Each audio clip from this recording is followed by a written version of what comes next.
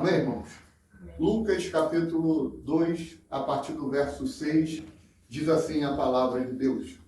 Estando eles ali, aconteceu, completaram-se os dias, e ela deu à luz o seu filho primogênito, enfaixou-o e o deitou numa manjedoura, porque não havia lugar para eles na hospedaria. Havia naquela mesma região pastores que viviam nos campos e guardavam o seu rebanho. Durante as vigílias da noite, e um anjo do Senhor desceu aonde eles estavam. E a glória do Senhor brilhou ao redor deles, e ficaram tomados de grande temor. O anjo, porém, lhes disse: não temais, eis que vos trago boa nova de grande alegria, que será para todo o povo. É que hoje vos nasceu, na cidade de Davi, o Salvador, que é Cristo, o Senhor. E isto vos servirá de sinal: encontrareis uma criança envolta em faixas e deitada na manjedoura.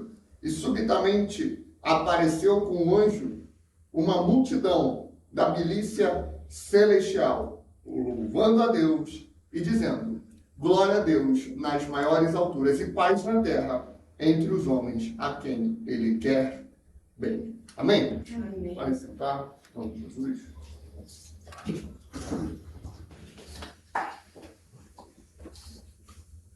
A gente está num contexto, aqui em Lucas 2, onde tem um domínio imperial, que é Roma, dominando com mão de ferro sobre boa parte do mundo desses os judeus.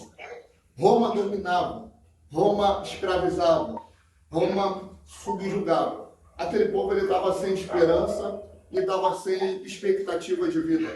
Eles não tinham uma noção do que eles poderiam fazer para se libertar.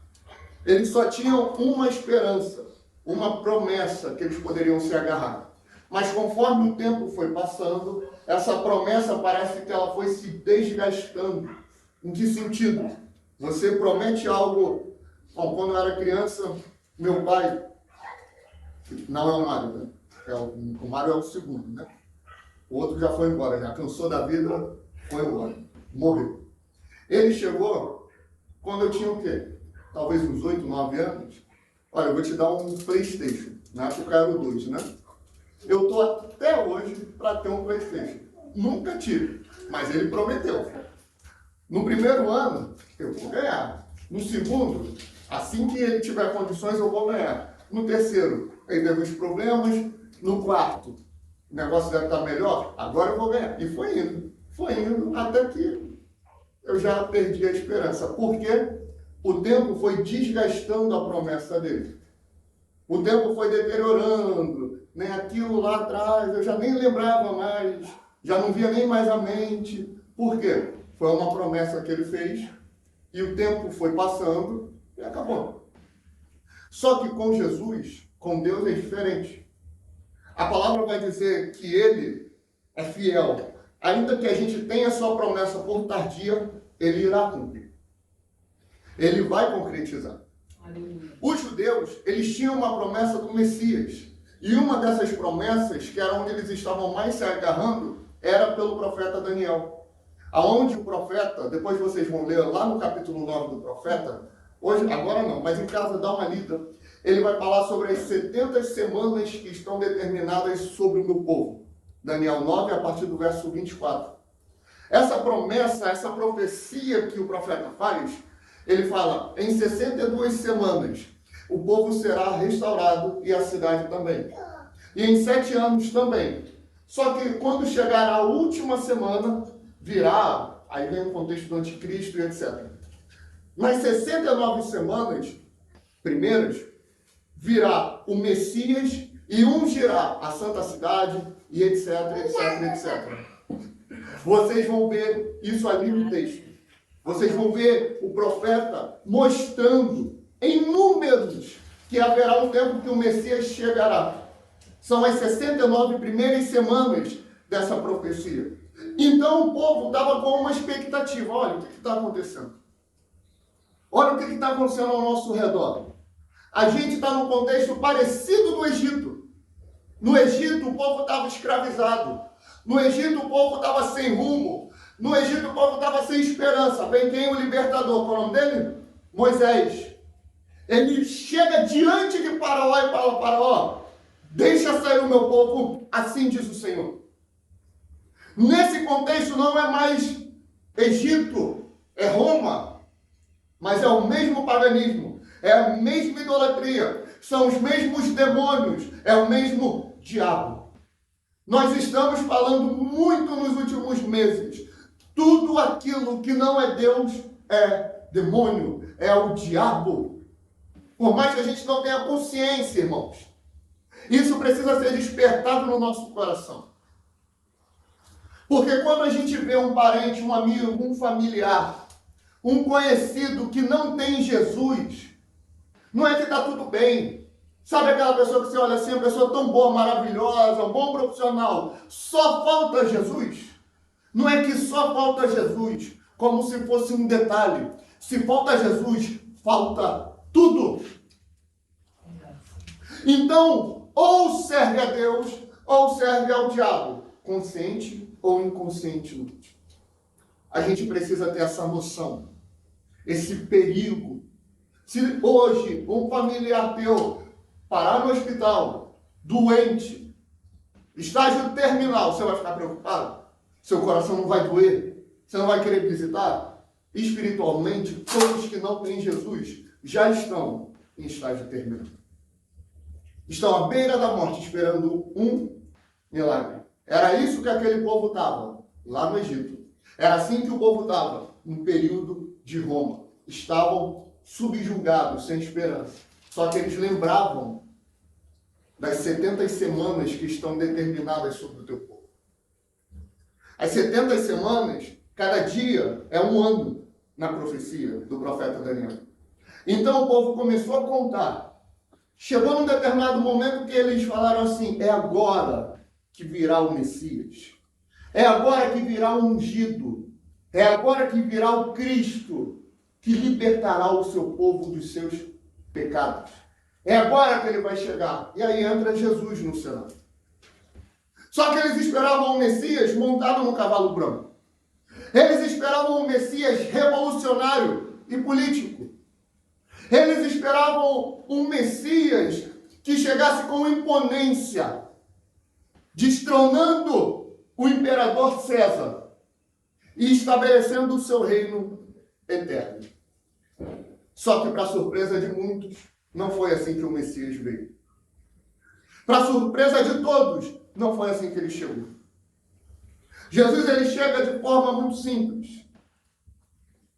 Versos 6 e 7, lê comigo.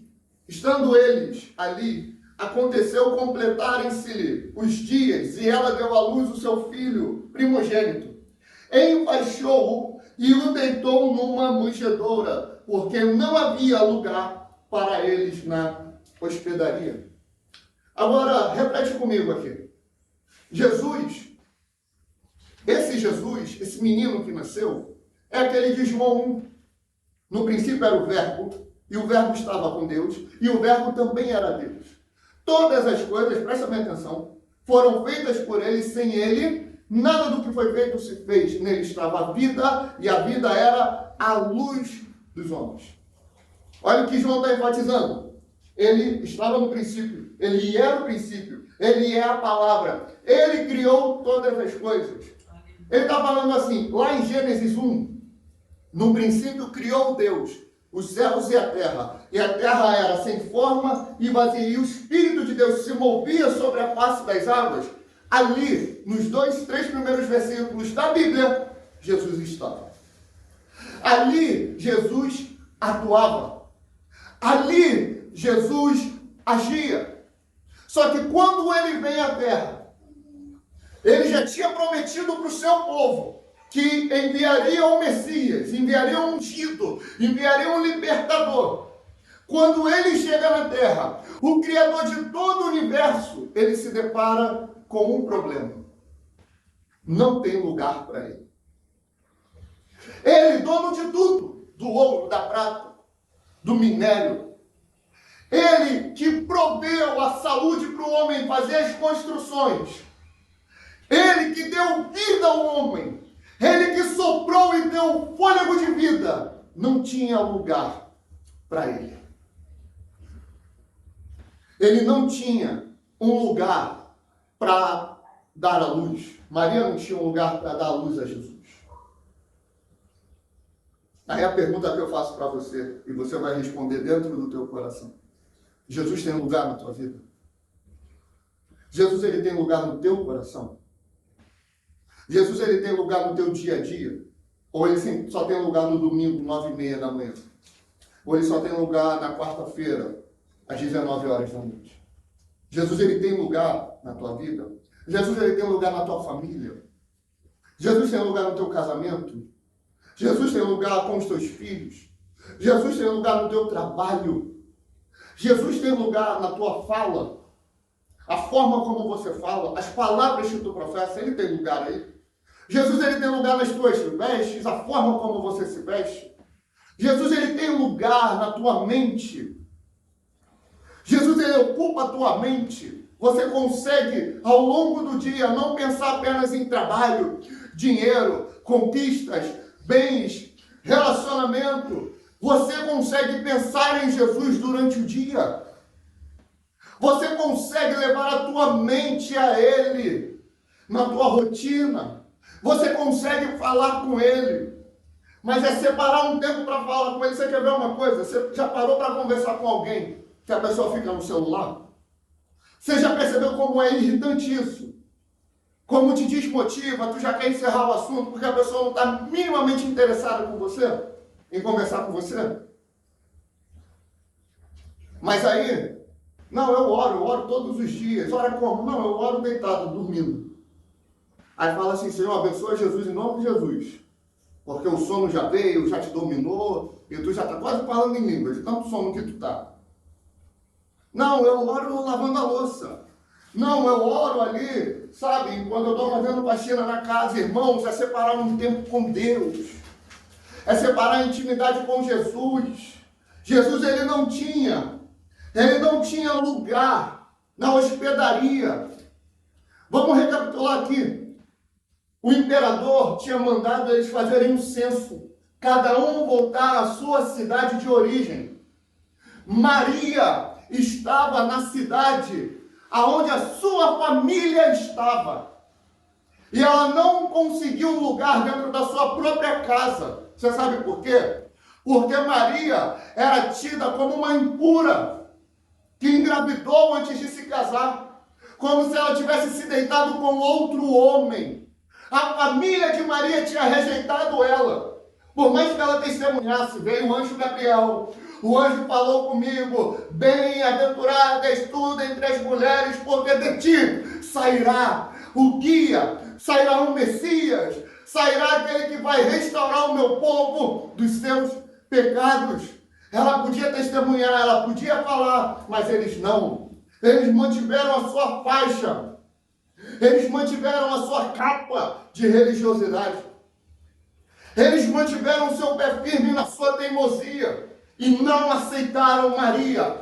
Não aceitaram Jesus.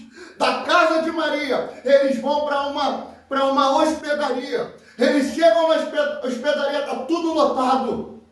Da hospedaria, eles vão para onde ficam os animais. E só encontrou um lugar ali, uma manjedoura. Hoje, quando você vê algum filme natalino, lembrei do natalino. Quando você vê algum filme, seja religioso ou não, que tem ali, como chama? Presépio, né? Tem um presépio ali, é bonitinho, né? A gente olhar, não são 3 reis magos, tá? São os reis magos, pode ser 2, pode ser 3, 4, 5, 10. A Bíblia não fala a quantidade, fala a quantidade de presentes, que foram 3. Mas aparece ali os reis magos, uma ovelhinha, um negócio bonitinho. Mas não foi bonitinho. Foi um perrengue. Vocês, mulheres, imaginem vocês grávidas. Vocês precisando de um auxílio, de um médico, de alguém ali para te auxiliar. Você vai batendo de porta em porta, por favor, me ajuda. Por favor, me ajuda. Não tem lugar para você. Aqui não cabe Jesus. Aqui não. O único lugar que ele é bem recebido é no meio dos animais. Eu volto a perguntar, Jesus tem lugar na tua vida? Ou já está tudo preenchido? Ele tem primazia na tua vida? Vem. Verso 8. Havia naquela mesma região pastores que viviam nos campos e guardavam o seu rebanho durante as vigílias da noite. E o anjo do Senhor desceu aonde eles estavam, e a glória do Senhor brilhou ao redor deles, e ficaram tomados de grande temor. O anjo, porém, lhes disse: não temais, eis que eu vos trago boa nova, de grande alegria, que o será para todo o povo. Jesus é isso. Jesus, quando ele chega, ele traz a glória de Deus. Quando a gente apresenta Jesus para alguém que não tem, a gente está manifestando luz em meio às trevas. Por uns tempos, inclusive hoje, só que está de dia, a gente não percebeu. Por uns tempos, a gente viu tendo muita queda de energia na nossa região. No Rio de Janeiro, ele está assim de uma maneira geral. Quando acaba a luz de noite, fica aquele breu. A gente fica assustado. A gente não consegue ver um palmo na nossa frente. A gente não consegue se comunicar direito. A gente vai batendo nas coisas. A gente vai tropeçando. Porque as trevas traz isso. A escuridão traz isso. A gente anda, se não vê o que tem no caminho, tropeça e cai e se machuca.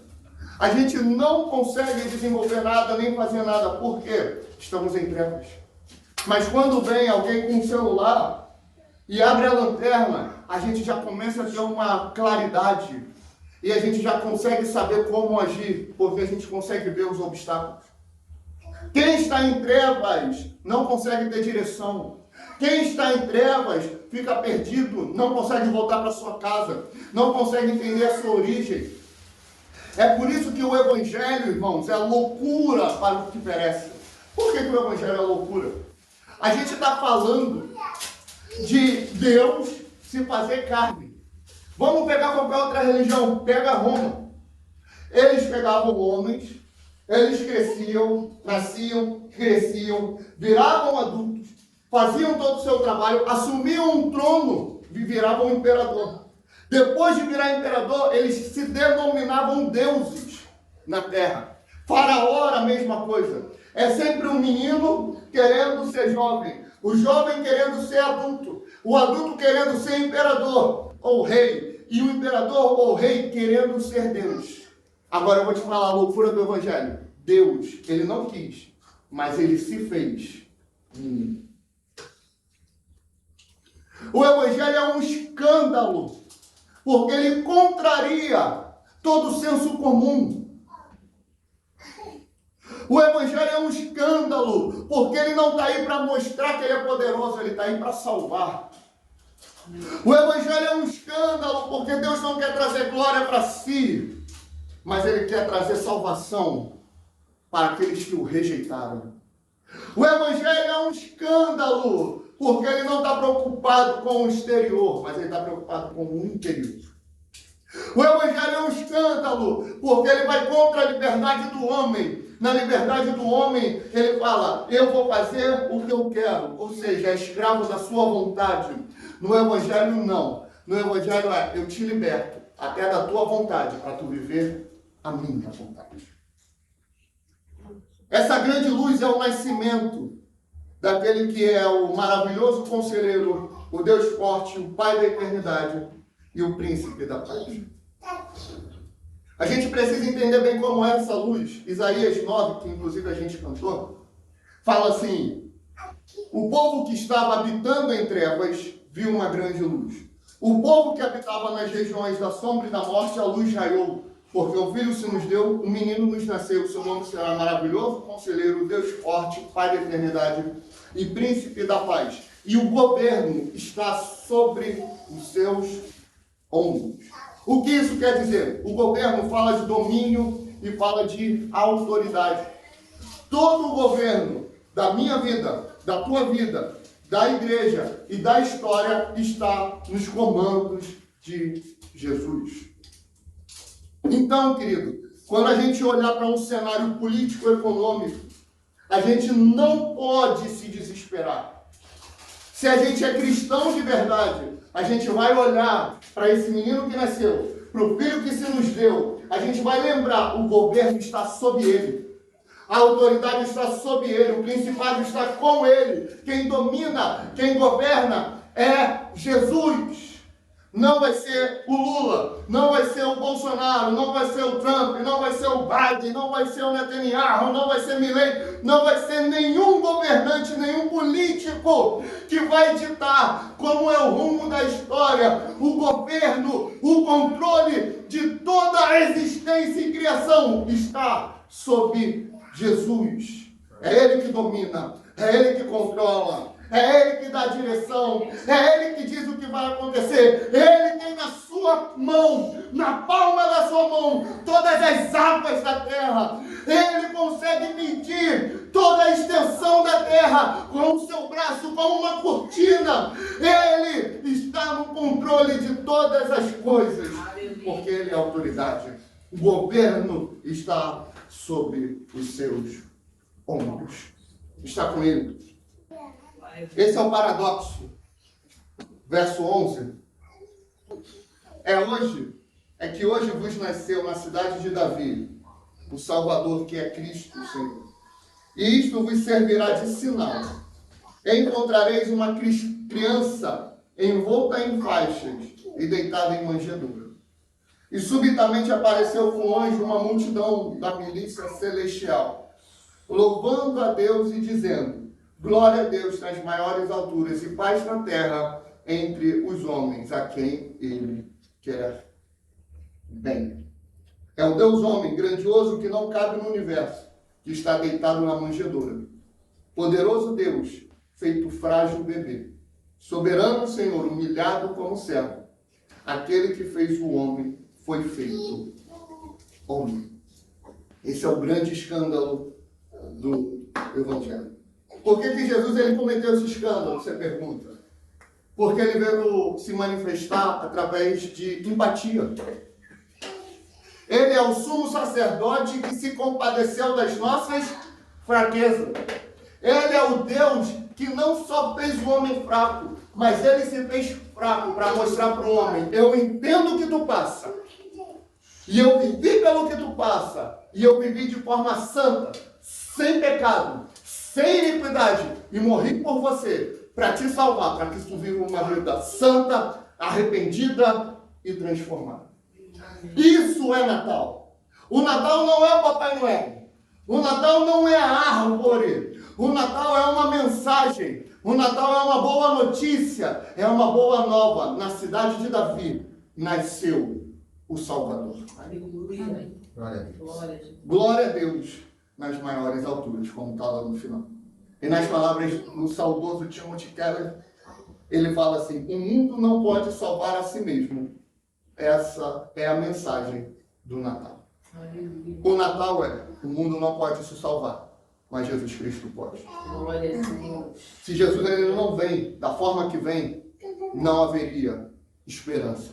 Mas ele veio para salvar o povo dos pecados, para mostrar que o governo está sobre os ombros dele, para que a gente tenha fé e cante sempre glória a Deus nas maiores alturas.